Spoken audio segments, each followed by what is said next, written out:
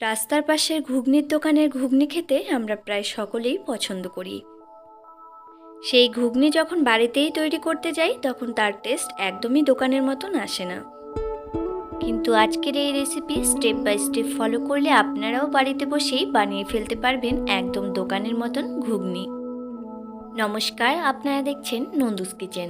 নন্দুস কিচেনে আপনাদের সবাইকে অনেক অনেক স্বাগত জানাই। প্রথমে এখানে নিয়েছি 200 গ্রাম মটর। মটরটাকে আমি 2 থেকে 3 ঘন্টা জলে ধুয়ে ভিজিয়ে রেখেছিলাম। মটরটাকে একটু সিদ্ধ করে নিতে হবে, তার জন্য এখানে একটা প্রেসার কুকারের মধ্যে মটরটাকে জল ছেঁকে দিয়ে দিলাম। তারপর দিলাম হাফ চা চামচ লবণ আর হাফ চা চামচ হলুদ গুঁড়ো। 2 কাপ মতন জল দিয়ে হলুদ আর লবণটাকে মটর সাথে ভালো করে মিশিয়ে নেব। তারপর প্রেসার কুকারের ঢাকনাটাকে বন্ধ করে নিয়ে 3 থেকে 4টে সিটি দিয়ে নামিয়ে নেব।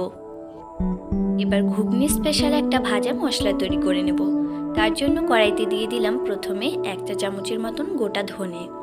এরপর দিচ্ছি একটা দারচিনি, 2টো শুকনো লঙ্কা, 2টো লবঙ্গ আর 2টো ছোট এলাচ।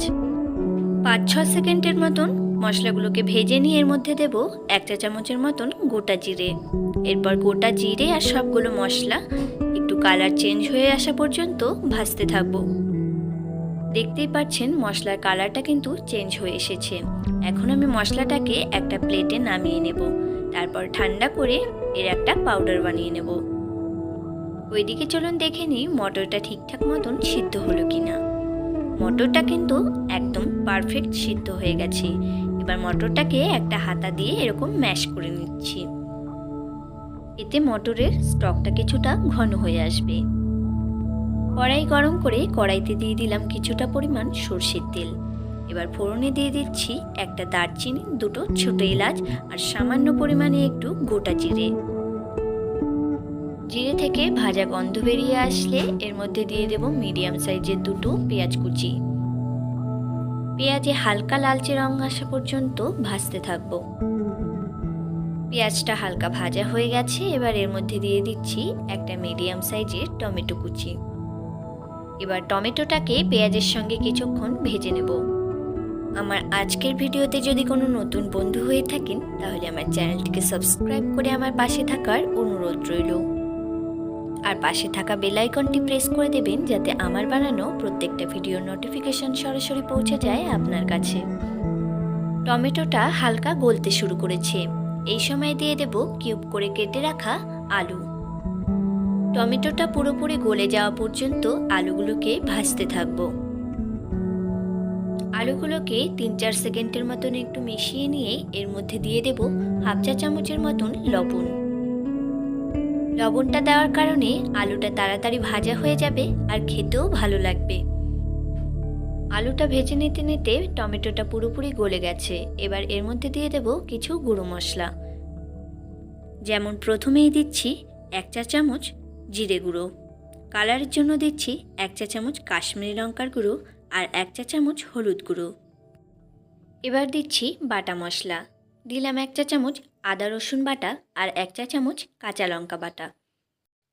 এবার সবগুলো মশলা একসাথে কষে নেব। মশলাটা যাতে নিচে লেগে না যায় সেই জন্য দিয়ে দিচ্ছি সামান্য পরিমাণে একটু জল। এবার মশলাটাকে আরও 2 মিনিট মতন কষে নেব। আপনারা এভাবে একবার ট্রাই করে দেখুন, তারপর দেখবেন দোকান থেকে কিনে এনে ঘুগনি খাওয়ার আর দরকারই পড়বে না। আপনি নিজেই প্রত্যেককে বানিয়ে খাওয়াতে পারছেন। মশলা থেকে তেল ছেড়ে এসেছে আর আলুগুলোও প্রায় অনেকটাই সিদ্ধ হয়ে গেছে। এই সময় দিয়ে দেব সিদ্ধ করে রাখা মটর। আর মটর সিদ্ধ করে রাখা জলটাও আমি ফেলে দিইনি, জলটাকেও কিন্তু এর মধ্যে দিয়ে দিয়েছি। এবার ঝোলটা ফুটে আসা পর্যন্ত অপেক্ষা করব।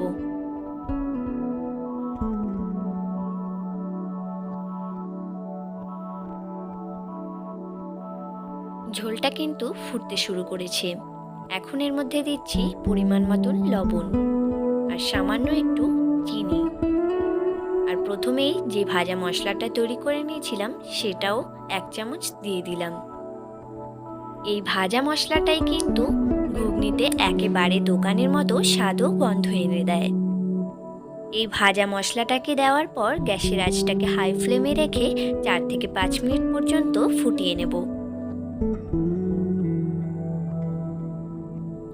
4 থেকে 5 মিনিট ফুটিয়ে নেওয়ার পর দেখতেই পাচ্ছেন ঘুগনিটা কিন্তু একদম রেডি হয়ে গেছে আর দেখতে কিন্তু একদম দোকানের মতো হয়েছে।